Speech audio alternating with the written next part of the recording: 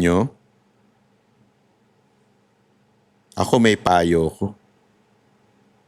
Meron akong sinabi sa inyo noon. Ayoko lang ulit-ulitin kasi I cannot imagine. I cannot imagine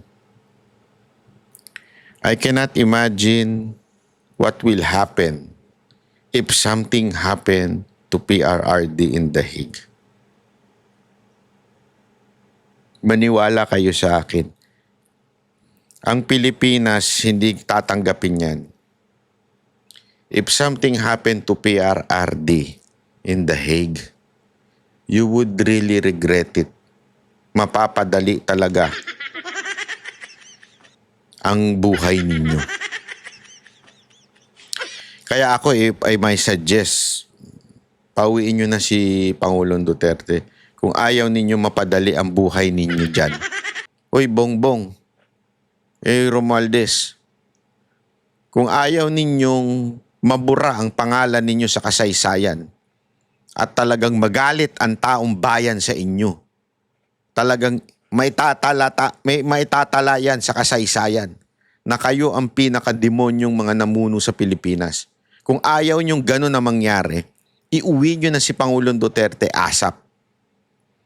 Kasi magagalit talaga ang taong bayan sa inyo. Sigurado ko, kayo niyan, mamarkahan kayo niyan. Na itong dalawang ito ang dahilan kung bakit may nangyari kay Pangulong Duterte na isang bayani sa bawat Pilipino, rebelde. Yun ang sa amin. Pero yung ibang tao, hindi natin mapipigilan yan. Kahit magsalita pa kami na magsalita dito, wag tayo magrebelde. Pag yan, nagalit, hindi mo na mapipigilan yan. No? Kita niyo yan. Alam mo, nung panahon talaga ni Duterte, walang ganyan. Hindi walang pinupolitikang mga, as a matter of fact, di ba, marami pa nga nagagalit noon na bakit ang bilis daw ma-aproban yung budget ni Leni Robredo. Di ba? Naalala niyo noon? Oh, may mga nagko-comment, dapat di na-aproban yan. Dapat ini-impeach yan. Pero ano nangyari? Mabilis ang approval. Noon ng panahon ni Pangulong Duterte, kahit kalaban niya, kahit maputak na kalaban niya, talaga nga namang pinababayaan, okay lang yan. No? Ngayon hindi. Katulad nito, sinasabi ni VP Sara Duterte, hindi na sila humihingi ng mas mataas pang budget. Sabi niya, tinaas lang ng 30 billion kasi dahil for the, para bagang, allowance for inflation. Di ba? So, dito, makikita mo talaga na apektado ng pamumulitika ni Romualdez at ni Marcos yung budget ng mga departamento. Pag hindi sumunod, pag kumokontra, pag hindi ka kakampi, kawawa ka. Alam mo, ganyan na ganyan yung panahon ng mga dilaw. Yan yung kinagalitan natin Kaya natin ibinoto ang isang Rodrigo Roa Duterte. Kasi ganyan na ganyan sila nung mamulitika. Mga crony. Pag hindi ka kaalyado, kakampi, nga ka sa budget. Ang bumasag lang talaga niyan si Pangulong Duterte. Mantakin mo yung mismong punta kayo ng Bicol. Ako po, nakapunta na ako ng Bicol, paulit-ulit. Pumunta kayo ng Bicol, makikita ninyo kaganda ng Bicol. Kung saan si Leni Robredo ang taga doon. At alam natin, ang Bicol, malakas si Robredo dyan. Pero ano ginawa ni Pangulong Duterte? Isa yan sa pinakamagandang airport na pinagawa nung panahon niya. Marami siyang pinagawang airport at inayos na airport. Pero yung Bicol lang isa sa pinakamaganda. Ganyan po ang Pangulong Rodrigo na administrasyon. Pero ngayon, pag ikaw opposition, tae ka. Hindi yun yung totoo talaga. Pag ikaw oposisyon, tae ka ngayon sa gobyernong ito. Alam mo, ang problema diyan, ang tinatamaan taong bayan Hindi naman po yung kasi alam nyo, si VP Sara Duterte, tulong lang to ng tulong Hindi naman po ito yung sinasabi nilang nangungurap. Nako, katarantaduhan pa yan. Maniwala kayo sa akin, sa dami-dami ng akusasyon sa mga Duterte, wag ang korupsyon. Walang maniniwala sa inyo na korupsyon ang masasabi nating bagahe ng mga Duterte, siguro mamamatay tao. Pwede pa. Hindi, kasi talaga nga naman na sa Davao, alam naman natin yan, pag tarantado ka, kriminal ka, patay ka. No, totoo naman. O, so, mas alam mo yun, mas makatotohanan o mas malapit pa sa realidad yun. Hindi ko sinasabing gano'n ng mga Duterte, ha. Pero gano'n talaga sila sa kriminal, eh. Matindi sila sa kriminal, eh. Di ba? Kaya nga nagustuhan natin lahat, eh. Pero korupsyon, naku po, nakita nyo na ba mga pamilya? Kitang-kita nyo naman po, eh. Yung mga sinasakyan nila, may nakita nga ako, eh, na video. Hindi naman sa panlalait, ha. Pero siyempre, budget airline yan, eh. Nakita ko yung video, si VP Sara Duterte sumakay ng eroplano pauwi ng Davao. Cebu Pacific lang. Ako hindi nga ako sumasakay dyan, eh. Hindi dahil... Sandali, let me correct myself. Kasi I really had a bad experience with Cebu Pacific before, okay? Hindi ko po sinisiraan ng Cebu Pacific, ha? Pero kasi nung mga panahon na madalas magprobinsya ang mga girls, ako, alam mo naman ang artist, yung oras namin, napaka-importante niyan. Kasi alimbawa, galing kami sa show, tapos diretso kami sa airport. Di ba? So, walang tulog yun. Talagang puyat na puyat yun. First flight, mga alas 5, alas 6. Yung bad experience namin, no, nakaalala ko, sobrang late. Inabot na ng alas 10. So, imaginein mo, wala kaming tulog noon hanggang alas 10 na nagka-flight. Hanggang nagkalabo-labo. Meron pang ang time na nag-cancel. So, nahirapan tuloy kami kumuha ng replacement flight. So, to be sure, doon na lang ako sa medyo stable, which is yung ating sariling airline o yung flagship airline, which is yung PAL. Hindi ko sila pinagkukumpita, wala po akong ano. Pero kasi may tawag talagang ganyan, eh. Flagship airline, meron tinatawag tayong budget airline, ganon, di ba? Kahit sa ibang bansa may mga ganon. Budget airline yan. Ito, flagship airline yan. May mga ganon, eh. Si VP Sara Duterte sumasakay ng budget airline. Imaginein mo, may napanood akong video, eh, na nagtayuan yung tao nung dumating siya kasi gusto magpa-picture sa kanya. Kung yan ay isang korap, baka may sariling jet yan. Hindi o, di ba? Ako tanungin ko kayo. Ito wala ko sinasabing korap ito, ha.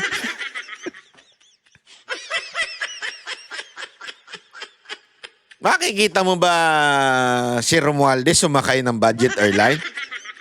Baka binili na yung airline. Yung mga bata niya, yung mga may ingay, nakita niyo sumakay ng budget airline? Baka may mga sariling eroplano yan, eh. Yung isa nga, alam ko, may sariling eroplano, eh. Yeah? Ngayon, ang pagbibintangan nyo, si VP Sara Duterte pa ang korap. Imagine niyo yun, ha. Ako, practical lang tayo. Kaya nga, dahil dyan, apektado tuloy yung budget. Yung serbisyo sa mamamayang Pilipino na sana magagawa ng Vice President, Office of the Vice President, hindi magawa dahil sa pamumulitika. Iniisip kagad, naku, ayaw kong magkaroon ng maraming gagawin ito. Siguradong talo na nga tayo sa 2028. Baka ibaon pa tayo sa lupa nito. Di ba mga kababayan na masyadong sablay yung ipa-inhibit. Ang daming nagsasabi niyan. Actually, yung mga ano yan, eh. Yung mga komunistang NPA yung mga nagsasabi niya ng mga party list, na dapat mag-inhibit ang mga senator judge. Una-una sa lahat, hindi pwede yun mag-inhibit ang senator judge. Only the judge can say that. Okay? You can say your argument. He would listen to you. They would listen to you. Pero hindi ibig sabihin matik po yun. There is no such thing as sanction from a higher court because the higher court is the Senate itself. Bakit po? Again, balik po tayo dun sa sole authority pagdating po sa impeachment. It's the Senate. And the presiding officer cannot say that. Why? The term is presiding. Hindi po siya ang hari ng Senate. Pagkadating po sa court, Senate court, as a court, o as an impeachment court, ang papel po ng Senate President, it's presiding senator judge. It doesn't mean he is higher than the other senators. Kaya nga laging pinagbobotohan eh. Kaya nga pinapayagan niya mag-motion ng lahat. Tapos pagbobotohan, it's always the majority. Etong mga tatatanga-tangang NPA na mga komunistang kongresista, wala hong alam sa batas yan. Paano, di ba? Sa eskwelahan na kanilang itinatayo sa probinsya, puro NPA ang nagtuturo. Kaya walang alam yan sa batas. Ang alam lang yan, magpakalat ng terorismo sa Pilipinas. Kaya yung mga nagmamagaling na kailangan mag-inhibit, wala hong alam sa batas yan. Tuloy ito. Business Club and other business groups are urging the Senate to continue your impeachment trial, to convene your impeachment trial. Sabi nila, it will show accountability, it will boost investor confidence. Your response? Sabi daw dito, yung daw pagsagot ni VP Sara Duterte ng kanyang impeachment, magbuboost daw ng businesses sa mga foreigner. Ulul. Gago! May impeachment o wala, ayaw nang pumasok ng mga investor. Hindi dahil kay VP Sara Duterte, mga hindot kayo. Hindi, alam nyo bakit? Safety pa lang nila eh. Kaya nga, di ba, ang dami na pong mababasa tayo na mga abiso ng mga embassy sa kanilang sariling citizen na sinasabi, mag-ingat, kung maaaring iwasan pumunta. Kasi nga po, dahil sa safety. Hindi dahil kay VP Sara Duterte. Kung ayaw nila mag-invest dito, it's because of corruption. Ay, sus. Ito na lang halimbawa. If you are a US company, then you would know that one of the most powerful government official in the Philippines is Romualdez, the Speaker of the House. And you are from the US. Di ba? Sino ba si Romualdez? Si Romualdez lang naman po ang may kaso. May alleged case diyan sa US, di ba? Meron pong akusasyon sa kanya na involved doon sa Okada. Yan po ay nakasampa po sa Amerika. Ibig sabihin po, lumalabas yung pangalan niya doon. Hindi natin sinasabing guilty siya doon, ha? Wala po tayo sinasabing guilty siya doon. Pero kung ikaw US company and you would see that the cousin of the president and one of the most powerful person in the Philippines right now is involved in a anomaly. Di ba? Kahit hindi pa po yan nahuhusgahan ng korte, mapagdadalawang isip ka. Sandali, ba't ganyan sa Pilipinas?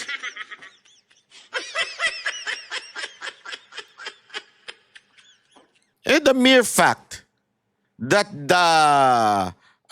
masasabi nating binansagan ng buong mundo, hindi lamang po ng Pilipinas, binansagan ng buong mundo, sa matter of fact, ginagawang katatawanan ng ilang mga Hollywood movies. Di ba? Yung salitang, ano ba yun? Imelda, basta something. Because doon sa pagkakamal ng madaming sapatos, yung kayamanan, yung mga kasong natalo sa Amerika, yun pa lang eh. Tapos malalaman nila na isang anak pala no ng presidente ng Pilipinas. Doon pa lang, talagang bababa ng kumpiyansa ng mga investor. Ano kinalaman ni VP Sara Duterte? Sa katunayan niya, sasabihin pa nila, si VP Sara Duterte, yan yung tatay niyan, ang malupit pagdating sa laban sa krimen, sa war on drugs. naging mapayapa ang Pilipinas, naging stable ang Pilipinas nung panahon ng kanyang tatay. So talaga nga namang mas gaganda pa. Oh. Wag niyong gawing rason yan si VP Sara Duterte ang dahilan ng pagbaba at pagbagsak ng kumpiyansa ng mga foreigner. Gets nyo? Wala pong ano yan. Again paulit-ulit natin itinatama yung mga tangang konsepto ng mga pinklawan at saka ng mga Gen Z na uto-uto at tatanga-tanga. Sorry pero marami. Marami po talaga. Oh, sorry pasensya na yung mga Gen Z dyan na nagmamagaling, pwede ba manood na lang kayo ng mga K-pop? Huwag na kayo makisaw-saw sa politika. Kasi ganito ginagawa ninyo, nanonood kayo ng itong K-pop na boy band. Tapos biglang dadaan sa feed ninyo yung propaganda ng mga pinklawan. Bigla nyo na lang paniniwalaan without even researching. Kasi nga, hindi naman talaga kayo involved, wala kayong alam, nanonood lang kayo ng K-pop, biglang dumaan kayo doon sa mga kaibigan ninyong komunista na nagpapakalat ng fake news about the Dutertes. Ganyan kayo katanga, hindi kayo nagre-research. Yun ang problema sa mga, sorry pero totoo ito, maraming Gen Z ang bobo ngayon. Bakit? Hindi naman nagre-research niya eh.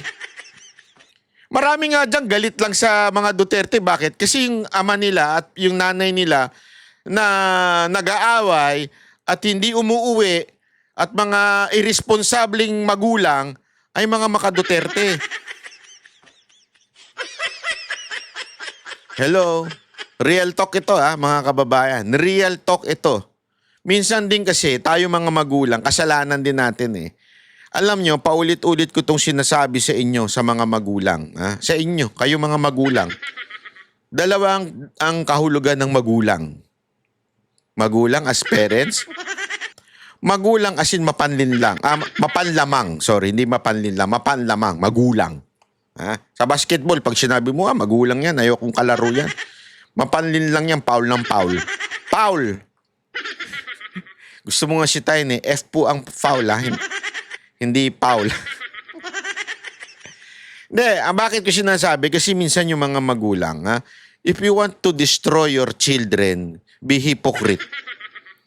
Yung Duterte, ayaw namin sa mga kurap, ayaw namin sa mga ito, pero sila magnanakaw sa opisina. Sumunod tayo sa batas. Ganito ang ating gawin sa bayan natin. Mahalin natin ang bayan. Tapos, anak, tapon mo lang dyan sa labas yung basura mo. Madudumihan tong kotse natin. Buksan mo yung bintana. Bubuksan yung bintana. Tapon mo dyan. Yun yung mga sumisira sa kabataan. So yung pananaw nila ngayon, sandali, akala ko ba gusto mo ng makabayan ka, daddy, kaya gusto mo ng Duterte. Pero itong pinagagawa mo sa akin, itapon yung basura sa tabi-tabi, hindi sumunod sa traffic lights. Talaga nga naman, ikaw, bilang anak, magre-rebelde ka. Ay, wala naman pala tong tatay ko, tong nanay ko, pareho pala naman tong gago. Siguro, ipinklawan na lang ako susunod. Sorry that's the reality. Hindi, alam nyo kung bakit. Kasi marami na nag-uusap-usap. Itong panahon ngayon, ito nakarang eleksyon, marami na bulaga na dumami talaga ang kabataan na bumoboto. Tandaan ninyo, diyan magaling. 50 years na nakikipaglaban ng propaganda itong mga animal na mga NPA na ito. 50 years nilang ginagawa ang propaganda nila. Nakita nila, kabataan is the key. Kaya nga, diyan sila nagpakalat ng NPA sa mga eskwelahan. Nagigets ninyo? Tapos, ang pumipigil dyan at na number 1 na kalaban nila dyan ay yung DepEd Secretary na si VP Sara Duterte. Kaya yung confidential funds ang tinarget nila. Imaginein mo, the confidential funds is being used to protect the student from these NPAs. This confidential fund was used para, siyempre, suhulan na bumaligtad yung mga NPA. Alam mo yun? Kasi, alam mo, sa mga ganyan, sa mga spy-spy, Money is the key. That's why there is a confidential funds. Di ba? Yan ang ginawa ng Office of the Vice President pagdating doon sa DepEd nila dati. Ngayon, the very thing na ginagamit ni BP Sara Duterte to destroy, to stop this communist, this NPA, yun ngayon ang ginamit nila to try na sirain ang imahe ni BP Sara Duterte. Yan ang ginamit nila sa impeachment, yung confidential funds. Na in reality, yan ang pumipigil na lumawak ang mga NPA. Kabataan. Kaya nga itong eleksyon na ito, nakita nyo? Sino mga nanalo? Sige, tingnan ninyo. Oh. Komunista. Mga komunista. Mga supporter na mga komunista. Mga nagtatago sa bandila ng Pinklawan at Dilawan pero in reality komunista.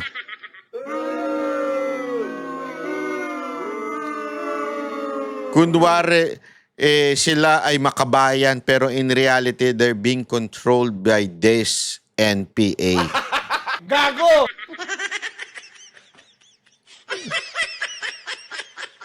At sino ang hadlang? Walang iba kung hindi ang mga Duterte. Kaya, dinidestroy nila as much as they can the Duterte. Pinapatanggal sa opisina, ayaw manalo. Hindi nyo napapansin? Ito ultimong mga media, talagang atat matanggal si BP Sara Duterte. Kasi, di ba, tandaan niyo sinabi mismo yan ng mga dating kadre, dating mga propagandista ng NPA na balik loob na sa gobyerno. Sinabi nila yan Isa yan sa unang pinepenetrate ng mga NPA media. Ako naniniwala na napakarami ng NPA sa loob ng media.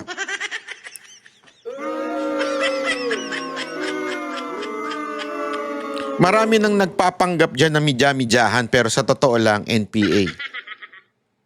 Oh, number 1 yan.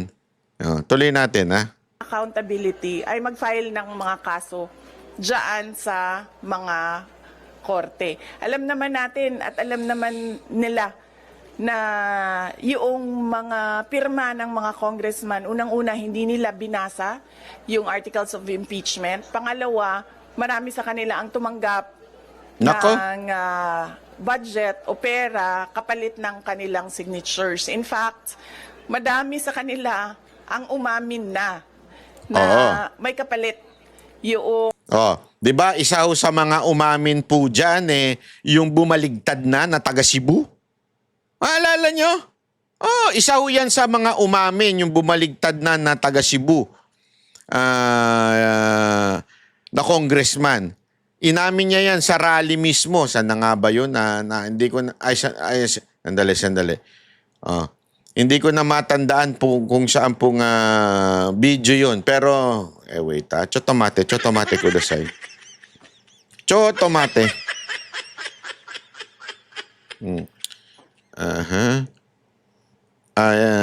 Wait basta, nawala lang sa sa listahan ko. Yung pag-amin niya na, alam mo yon na kaya lang naman ako pumirma kasi para matulungan ko kayo na yung mga project ay matuloy, ganyan-ganyan. Di ba? Hindi lang yan. Si Tiangco na mismo, nakaalyado po nila. Campaign manager ng alyansa, isinasabing may ipinangako ang leadership ng Kamara sa mga kongresistang pipirma ng impeachment. At sabi nga ni Marcos, according to Tiangco, wala tayo pinangako dyan.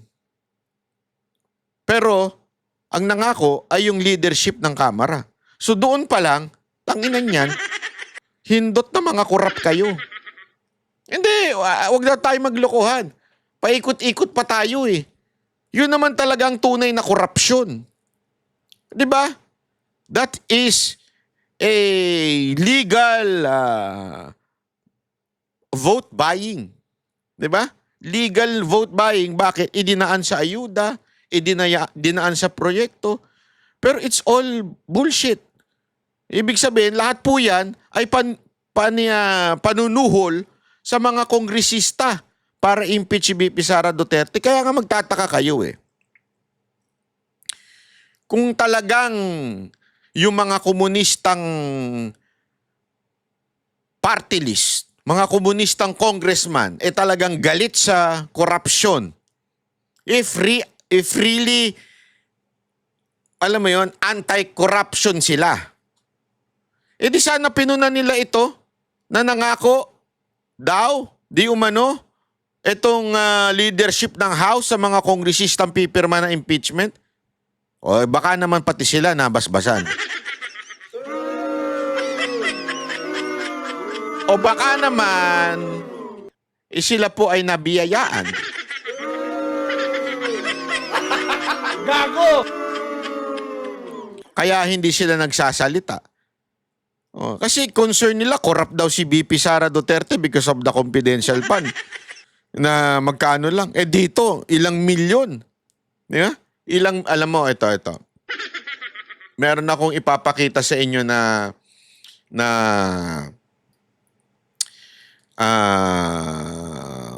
article ni Rigoberto Tiglao.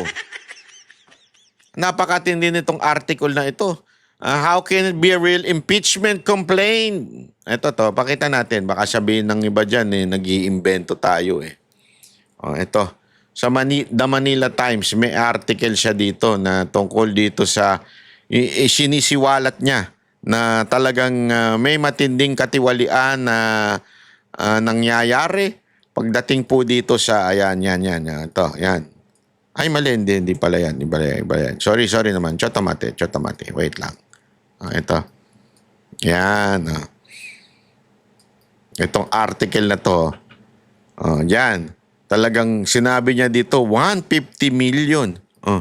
Ang tawag niya pa nga dito, mga kababayan, is of what really the house of political prostitutes. Mga pokpok pala kayo dyan sa kamar. Were bribed by Speaker Martin Romualdez with their district given 150 million each in the form of dole-outs for their constituent in small infrastructure project. Gago! Mantakin mo, ha? Not only that, those who initially resisted were told that if they did not sign the complaint, the ruling clique would fund by various means their rivals in the... Sabihin daw, yung mga kalaban ang susuportahan. Di ba? Ito nga si Duke Frasco, yung deputy speaker, ang siya sa mga nagsabi. May video pa yan, ha? May video pa yan na sinasabi niya talagang kaya siya pumirma, it's because doon sa mga project. Ayan, no? Di ba? So, ibig bong sabihin, mga kababayan, ano ibig ko lang sabihin, no? Ganyan na katindi ang korupsyon sa Pilipinas. Ganyan na po katindi yung masasabi mong suhulan. Di ba? Para lang matanggal si BP Sara Duterte sa pwesto. Ganyan katindi. Kasi nga, again, this is not about guilty ba si BP Sara Duterte? No. If yun ang ating dapat ang una-unang although hindi pala impeachable. Ang dapat tinatanggal dyan dapat kinakasuhan si Romualdez. Di ba? Bakit kanyo? Kasi nga, maraming akusasyon.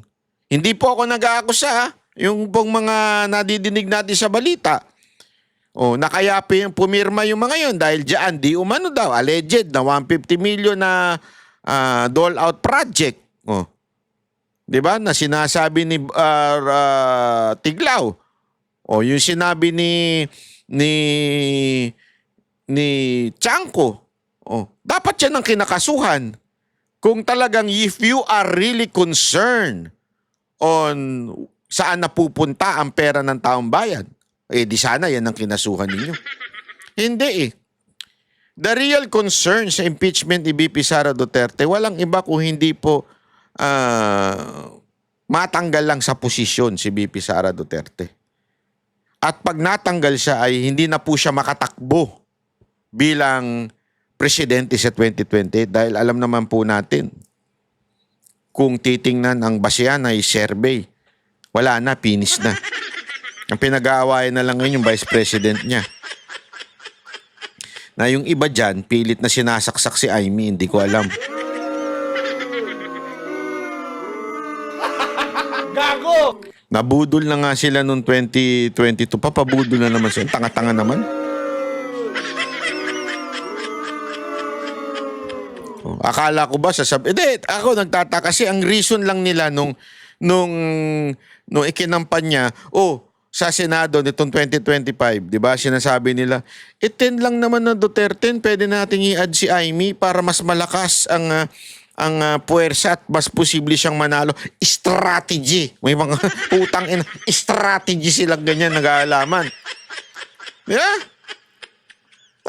Tama, mali. Tapos nung nakapasok na, ba't yung gusto maging vice president? Kala ko ba strategy lang? Biglang ngayon vice president na. Kasi may alam ako, marami talagang bayaran dyan. Marami. Subukan yung pag ako nag-anti-Amy sa page ko, sa Facebook, yan sa Banat by 2.0, add nyo na yan, ha? Pag hindi nyo in-add yan, mahuhuli kayo sa mga reels na ina-upload ko. Favorite pa naman nung iba yung mga reels natin dyan dahil nga naman direct to the point. Alam mo, tingnan ninyo yung mga reels ko na medyo may temang anti-Amy. Mga comment doon. Makikita nyo yung mga nagagalit sa akin. Puro mga walang nakalock profile. Kung hindi nakalock profile, bagong gawa yung profile. Kung hindi bagong gawa, ewan ko kung sa Timbuktu ba nakatira. Wala talaga eh. Bakit ganun? Ibig sabihin, meron na silang ibinuo na troll farm na pinamumunuan ni... Biglang nawala yung mic ko. Itim mo. Kasi una-una may mga trabaho yon, hindi lang po yon. Lahat po sila nakikita ninyong pagbumuka. Ibig sabihin, kasama po din tayo doon sa in-invite. Pero kita po yung muka. Ibig sabihin, hindi po kami nagtatago. Hindi po kami nagtatago sa mukha ng iba. Yung iba kasi, di ba, marami ngayon yung YouTube, sinisiraan lang. Tapos, wala naman silang mukha na nagsasalita. Yung mga naando na inimbitahan, may mga mukha po yun. May mga trabaho, mga profesional. Di ba? O tayo, professional din tayo eh. Professional dancer. Professional rider. Hindi, totoo naman po may mga trabaho. Hindi, ako po talaga, honestly, ako po ay talent manager po. Ako talaga. Ayan po ang talagang tunay na profesyon ko. I'm by blood, talagang musikero ko. Ako po ay nag-aral ng 5 taon sa UP College of Music. Ayop, pang PhD na yan hindi nga, wala, sinabi ko lang naman nag-aral. Hindi ko naman sinabi nag-graduate. Nag-aral lang ng 5 taon. Tapos umalis na nung kumikita na. Ganun talaga buhay doon eh. Anyway, eto na nga, di ba? So, anong ibig ko lang sabihin? Tama si VP Sara Duterte dito eh. Tricom sorry pero I think kung talagang seryoso sana kayo, di nung huling ninyo, di sana inimbitahan ninyo yung etong mantakin mo eto, naglalabas ng pera. Bakit hindi nyo alamin kung sino? Sino pa ba ang makikinabang sa pagsira sa mga Duterte at kay VP Sara Duterte? In every crime, motive is very, very important. Lagi nating tatandaan yan, di ba? Kaya nga, kahit ko sa mga pelikula, unang-unang tinitingnan pag yung bilyonaryong lalaki ang namatay, yung kanyang asawa. Kasi nga, motive. Baka gustong kunin yung pera. Yung something like that, di ba? Motive is very important. In this situation, di ba? Imaginein mo, si VP Sara Duterte sinisiraan. Bakit sinisiraan? para bumaba ang ratings. Bakit? Dahil sa 2028 election. Sino may motibo? Sino may dahilan? Sino may interes na gusto siyang bumagsak para sa 2028 election? Sige, magpangalan tayo. Na maaaring, hindi ko sinabing confirm. Ito'y maaari lamang. Opinion lamang. Maaaring may interes na pabagsakin si VP Sara Duterte ang kanyang imahe. Walang iba kung hindi si Ontiveros. Alam naman natin, pumoporma yan ang... Sino pa? Ha? Si Romualdez. Oh. Di ba? Sino pa? Oh. Ha? Nag-aabang kayo, no? Ay, nako. Oh. Sino pa? Marami pang iba dyan. Di ba?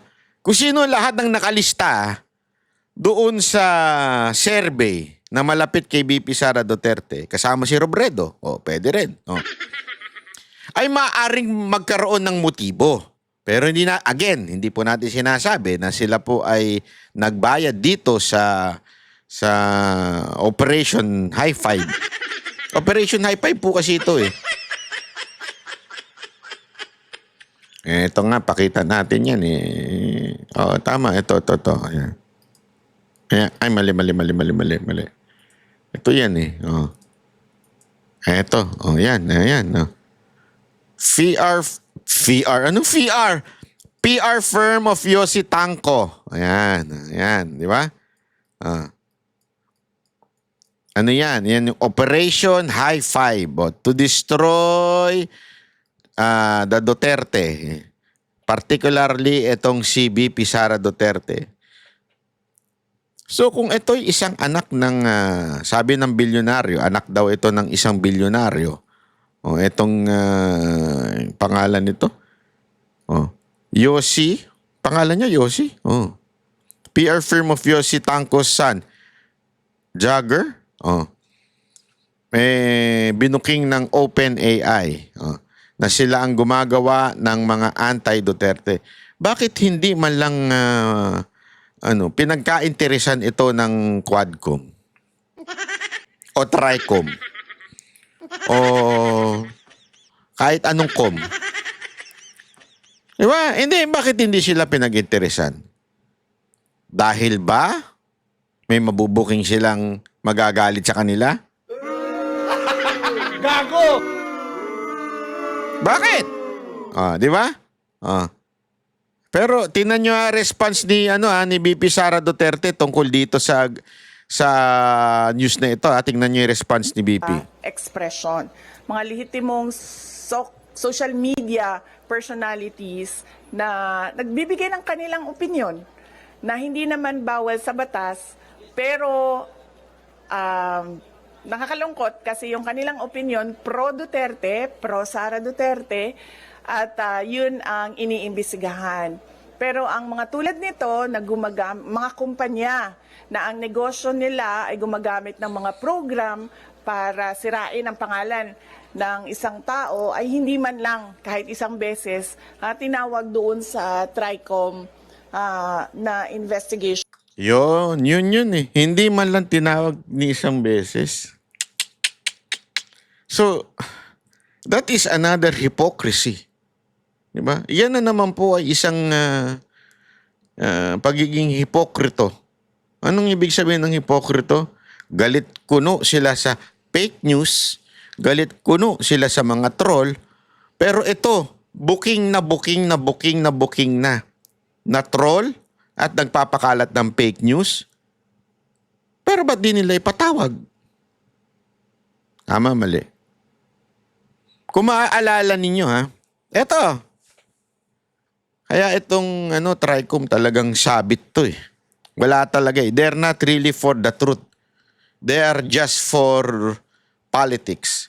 Kung maalala nyo, there's a revelation by Tolentino na sinasabing meron daw binabayaran ang embassy ng China na PR firm para makialam sa election o whatsoever. Grabe. Talagang ginawang issue ng Kamara, ng TRICOM. Talagang, oo, sino ba yung mga yan? Ipatawag natin yan. Bla, bla, bla, bla, bla, bla. Oo, tama naman. Ako sangayon ako sa sinabi nilang ipatawag. Pero I mean, yun nga, hindi mo pa nga sigurado kung ano Kasi yun ay binigay lang nabuking lang, hindi nga nabuking Meron lang info si Senator Tolentino. Hindi natin alam yung legitimacy nung info na yun. Eto, legitimate OpenAI na. Yung mismong kumpanya ng ChatGPT ang nagsabi, ito, humingi ng tulong sa amin tong animal na to. Eto, gumukuha ng mga komento para gamitin at sirain ang si Duterte at ang atong si BP Sara Duterte. Ito, confirm ito. Ito na Nakalatag na Di ba? Nakalatag na Ba't di man lang pinakialaman ng TRICOM? Kasi again, namumulitika sila. Anong inaano ng TRICOM? Basta yung against lang sa amin, yun lang ang titirahin namin. O ang against lang sa aming amo na si Romualdez, at saka against lang syempre kay Marcos. Yun lang ang aming pakikialaman. The rest, nik-nik nyo. So, yun ang conclusion lang nito, they are not really for the truth. They are just to suppress the Duterte supporter, di ba? The Duterte supporter. Di pala Dutertes. Biglang idinikit yung AI ni Bato, yung shinare ni Bato. Nakalayo naman ng difference noon. Di ba? Ang ganda nga nasagot ni BP Sara Duterte. Kasi yung kay Bato, an expression. It's a freedom of expression na ito talaga ang sentimento namin. Ito yung kasi sinasabi nung estudyante doon sa video na yun. Kaya nga sabi ko nga sa programang SMNI ng Banatero, sana lagi kayo manood doon 8 to 9, minsan 8:30, minsan 9 o'clock. Panoorin nyo yun. Ang linaw po kasi ng sinasabi ko doon, halimbawa, para bagang cartoons. Okay, cartoons na merong sinasabi about Marcos, tapos shinare mo. Hindi mo pwedeng sabihin fake news yun. Kasi cartoons yun Di ba? Ngayon, ginawa mo lang siyang AI, makatotohanan. Yun ang ibig sabihin makatotohanan ang mukha ng mga tao na ginawa mo lang AI. Pero yung sinasabi nga ni Bato, yun po ay sentimiento na amin nararamdaman. At nararamdaman din ng mga tao, ng mga kabataan, ng mga at kaya niya i-share. Ibang issue naman, yung may AI o ginamitan ng AI para kumuha ng mga comments to destroy the person. At ito po ay binayaran ng someone. Remember, kung sino ang may interest na sirain si BP Sara Duterte, walang iba kundi isang politiko. Ang isang politiko, bayaran ng taong bayan. Ang isang politiko ay pinagagastusan ng taong bayan. Sahuran ng taong bayan. Yung pinapasahod natin sa kanya, ibinibigay niya para siraan si BP Sara Duterte. Kaya sobrang sablay nun.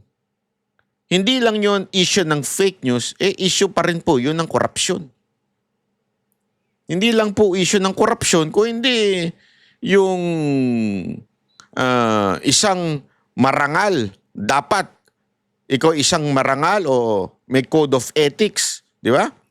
Na isang public official, and yet ginagawa mo, nagbabayad ka to destroy someone. Doon pa lang, sobrang sablay na.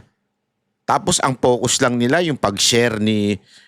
tanungin ko kayo, meron bang nasira si Bato doon? Binayaran ba siya doon para sabihin yung kanyang opinion? Wala. Walang involved na pera doon. Yun ay kanyang opinion lang. Ayan na po yung taking na po yung pag-uusapan. medyo sa susunod po natin pag-usapan yan. Kasi ito nga, papakita ko lang sa inyo pagdating po sa nakita ko po ito. Ito, wait lang. Pakita natin May yan. hapon, Yan. welcome Update welcome po back doon The Hague. sa, wait lang ha. Update po doon sa latest kasi nandun po si Pulong Duterte tungkol kay Pangulong Duterte. Nyo. Ako may payo ko. Meron akong sinabi sa inyo noon. Ayoko lang ulit-ulitin kasi I cannot imagine. I cannot imagine. I cannot imagine what will happen if something happen to PRRD in The Hague. Maniwala kayo sa akin.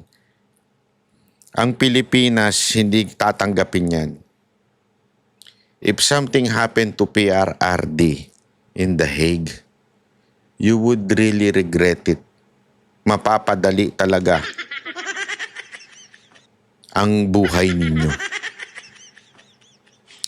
Kaya ako, if I might suggest, pauwiin nyo na si Pangulong Duterte kung ayaw ninyo mapadali ang buhay ninyo dyan sa kinauupuan ninyo. Kasi imaginein mo, ako again I pray to God that this will not happen. I pray to God that si Pangulong Duterte would have many more years healthy. Kasi alam nyo, nung huli nating, it was last year lang, yung huli natin bago po siya, nakasama po natin yan, nagkantahan po kami dyan sa Davao, sa isang restaurant. May kumakanta yung favorite niyang mga pianista, tsaka yung kumanta po. Alam nyo, sabi ko itong maman to, medyo lolo na talaga. Talagang deserve niya na yung mag-relax sa buhay. As in, sabi ko, wala na. Relax na lang ikaw, sir. You deserve it. You serve our country for how many years? Sobra mong inalay to the point na even, di ba sabi nga nila ng pamilya niya kahit po mismo yung kanyang pamilya, nare-regret na dahil nga naman sa sobrang busy ni Pangulong Duterte, di ba? Sobrang tagal niyang nagseserbisyo. Alam mo yun, may ganun ng tapos sana ito na yung mga panahon na siya po ay nagpapahinga na. Nagre-relax na, namamasyal na, kumukuya-kuy na, nagkakape-kape na sa bets. Di ba totoo naman Ito na yung retirement Tapos gaganituhin ng administrasyon ni Marcos. Kaya sabi ko sa inyo, this is a warning. Habang si Pangulong Duterte buhay pa, ibalik nyo na sa Pilipinas. Dahil pag may mangyari kay Pangulong Duterte, you would really regret it. I'm telling you. Si Pinoy, na napapabalita noon na laging absent sa Kamara bilang congressman siya noon, abay, naging presidente nung namatay ang kanyang ina. Nang walang kapagod-pagod. Because ganyan sa Pilipinas Di ba? Ganyan sa Pilipinas. Wala pang ginawa yun, Hindi pa bayani si Pinoy nun. Panay absent pa daw di umano nun. Noon sa Kamara o sa Senado. Ngayon, eto isang bayani sa karamihan ng mga Pilipino, isang bayani, matindi ang ginawa. Kahit saan ka magtanong, bayani ho yan. Kahit saan ka magtanong. Pag Duterte kami, wala magsasabi, ilan lang siguro magsasabing Ontiveros sila, o Marcos sila, o Romualdez sila. Siguro mga sa 100, mga 0.5, kalahati lang ng isang tao ang magsasabing mga Marcos sila. Di ba? Halos lahat. Tapos, isang matinong presidente, inayos ang Pilipinas sa 6 na taon, tapos biglang may mangyari hindi maganda? Sana hindi. Maniwala ko kayo sa akin. You would really regret it. Mapapadali ang ang buhay ninyo. Ito again, hindi ho ito warning ng rebellion. I'm not saying, again, for so many times, especially kayong mga regular kong subscriber, alam niyo yan, I don't advocate rebellion. Because again, paulit-ulit ko rin sinasabi to, kabisado nyo na to, Romans 13. Hindi ko ina-advocate po ang rebellion. Ever. Ayoko po. As a matter of fact, yan po ang ginawa ni Lucifer. Rebelde. Kaya hindi ko i-advocate yan. Never. Pero hindi natin mapipigilan ang bugso ng damdamin ng mga Pilipino kung iuwi ninyo nakakahon si Pangulong Duterte. Huwag nyo nang antayin. This is my warning to you. Listen to me if you want to live a peaceful life.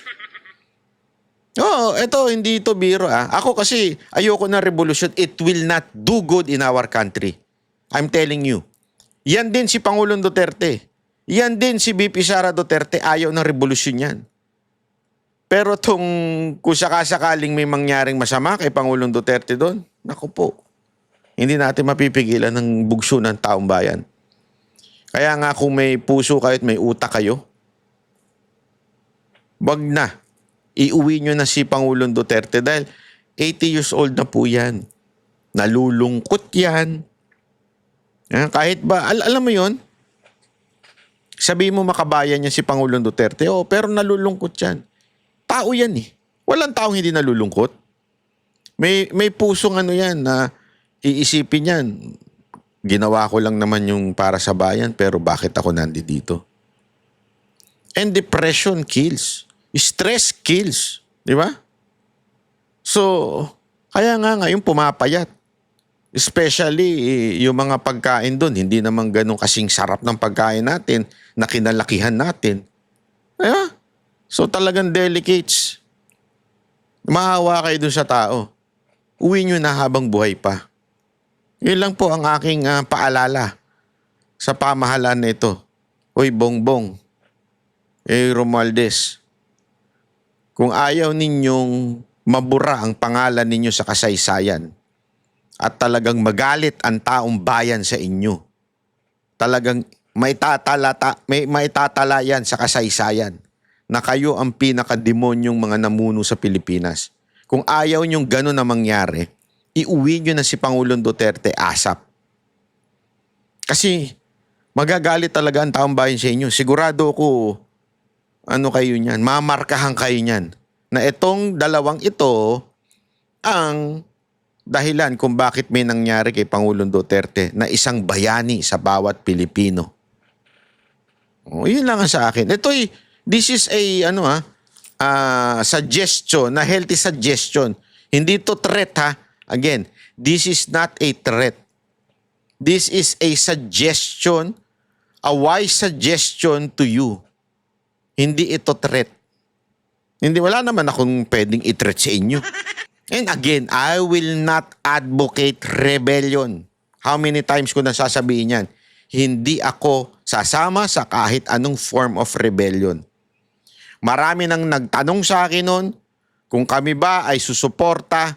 Hindi kami susuporta sa kahit anong form of rebellion. Hindi kami rebeldeng banateros. We respect the power of God to change things. Hindi mo kailangan magrebelde. Yun ang sa amin. Pero yung ibang tao, hindi natin mapipigilan yan. Kahit magsalita pa kami na magsalita dito, wag tayo magrebelde. Pag yan nagalit, hindi mo na mapipigilan yan.